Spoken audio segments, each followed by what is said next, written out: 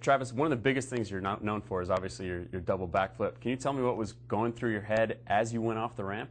The double backflip was something that I had done about 2 years ago in the foam pit, and I thought, oh no, it's possible. And you know, once something's possible, it's just a matter of time before you can land it. And I did it over a nice sandy pile, and you know, I was like, okay, it works. And then you know, coming into X Games, it's a one shot, one go, and you know, definitely I was real nervous when I dropped in, and then right before I took off, I'm like, well, here goes nothing. Like, we're going to go for it anyway, so you might as well got to commit.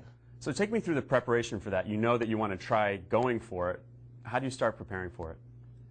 You know, it's the kind of a funny thing. You know something's possible. You can visualize in your head. You can kind of see yourself going through it, and that's the first step. But then I'm fortunate to kind of have a foam pit down here. A lot of the top freestyle guys have that, where it's not foolproof. I mean, I've blown out my knee. My mom's broke her neck. Like, it still definitely takes some risk, but you can land upside down and usually get away with it pretty good. So obviously you've got quite a laundry list of injuries over the years, I can imagine. What are some of the biggest ones?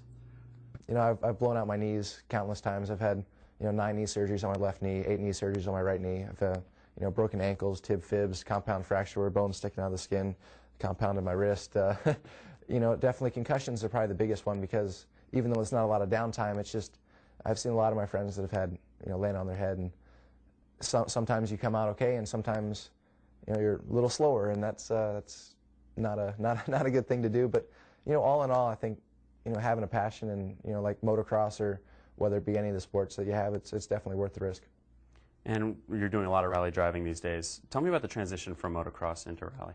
Well, the transition from motocross to rally was kind of easy for me. My dad had a construction company, and from the time I could see over the steering wheel, about 8 or 9 years old, we were basically just thrashing cars around through the backwoods and the trails. And it's always been something that when I was 11, 12, 13 years old, we'd go buy a car for $100, fix it up, get it running, and then beat it until the thing either jumped or flipped or hit a tree too hard and wouldn't go anymore, and then start the process over again. So for me, rally was just kind of the next progression. And plus, with roll cages, it's a lot safer than the motocross. It's still a dangerous sport, but you can tend to not have as many broken ankles and knees. And when I see guys doing rally at 60 years old and still being competitive, I think this is a good sport. I might be able to stay in this for a while. And besides all the motor vehicles that that obviously play a huge role in your life, what are some of your other interests and hobbies? For me, pretty much if it has an engine or speed, I love it. I mean, definitely go skydiving probably about once a month. Love base jumping.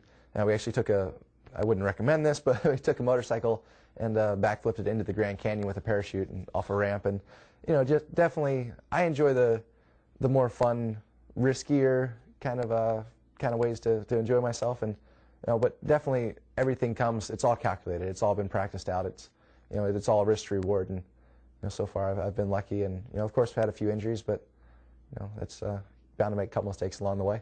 Travis, thanks so much. I appreciate it, man. Thank you. Appreciate your time.